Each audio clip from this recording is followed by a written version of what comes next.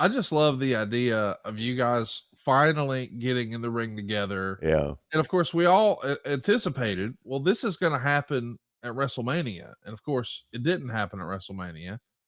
But what stuck out like a sore thumb to me is we would see you guys do this match all over the country. Mhm.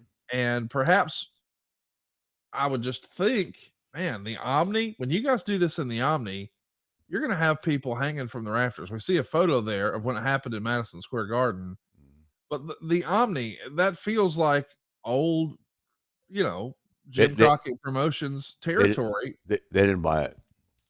4,500 people showed up to the Omni to I see Ric know. Flair versus Hulk You Hogan. you That's know what? crazy. No, it's because, they just wouldn't. We used to have put sound bites in. He won't be upset that I'm saying this. We had to put sound bites in, at center stage because they booed him out. Oh, The the local fans, they weren't Hulk Hogan people. No, no, I no. got But, the first time we really got him to boo me, and it worked, and it's great, and I didn't know that pay-per-view is what launched Nitro. Since then, Hulk have told me. Of course, Eric would never tell me that or pay me rightfully. Was the match we had in Orlando with Shaq and me and Sherry against him and Jimmy. And I do think we had a good match that day. It was entertaining. It's never going to be, like a technical, not going to be me and Steamboat or Seth and Manny or whatever. You know what I mean? It's not nearly as technical, but we had great chemistry. Sherry added so much to it. And that pay per view is what launched Nitro. yeah. Did you know that? Yep, you've told me that here on the show before. Yeah. And I didn't know it till Hogan told me. It's But crazy to but think. but he was but in that instance that was the first time that he was a real legitimate bayface, and I was the Right. heel. But it took us a while to get there. The first matchup, as we mentioned, Dayton, Ohio, October 22nd, 1991. When you come back and you do it in Oakland, there's 13,400 paying fans to see Hulk Hogan and Ric Flair. In Los Angeles, there's 12,400 to see the match. Mhm. When you go to Tempe, Arizona, there's only 5,600. And I don't know, it's just amazing to me to think about this thing wasn't a bigger hit on the road. I Because can't wrap my head around that. because nobody knew I was out there. We didn't have the saturation from cable. Turner's cable wasn't nearly what it is today in terms of saturation. They didn't know who I was. And I don't that Champaign, Illinois, 6,300 fans. Denver, Colorado, 6,400 fans. Cincinnati, 6,000 fans. Boston, well, you didn't do it in Boston. That was you and Piper. I'm just saying no no these no Boston was sold out the night for the Royal Rumble. in 1992. That's what I wanted to mention. 6,000 folks in Hamilton, up in Ontario. That That's I a don't good know. crowd. That's a good crowd for Hamilton. You're exactly right though. You and Hogan had a 15,000 person sellout January 18th in Boston. Yep. Uh, do you remember? Do any of those matches stick out? I think the first one, maybe it was in Oakland. It was either in Oakland or Dayton.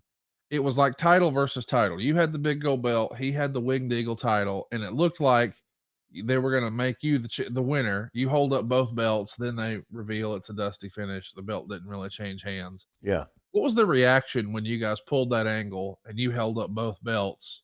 Longtime wrestling fans had to be like, I can't believe my eyes here, right? Yeah, yeah. It got over, but like I said, the problem. I'm the first to admit this. I never was a big card in New York. Okay. I mean, I just wasn't.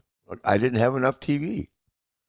Now, if you put me in that situation now, I mean, I thought I was over much better when I was in my mid 50s there than I was when in '92 because Turner's TV was Ohio, anywhere from Miami all the way to Charlotte to Baltimore to Philadelphia.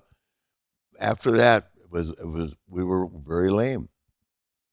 That's why when we started going to Philadelphia to the small arena, they would sell at the Spectrum.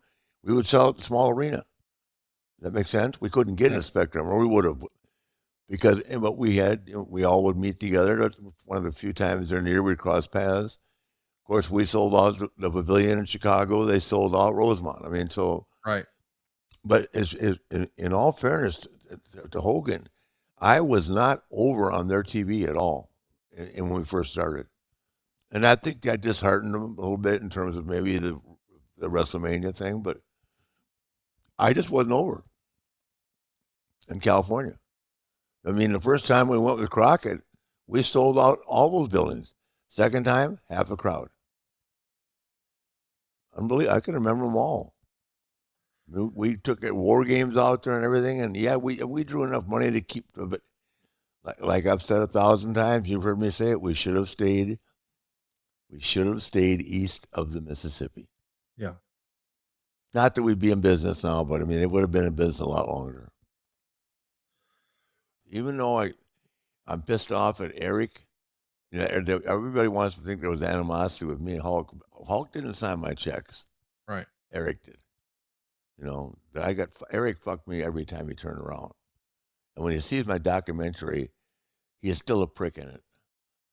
Oh, You wow. have no bet. Oh, he's still a prick. He's an arrogant prick.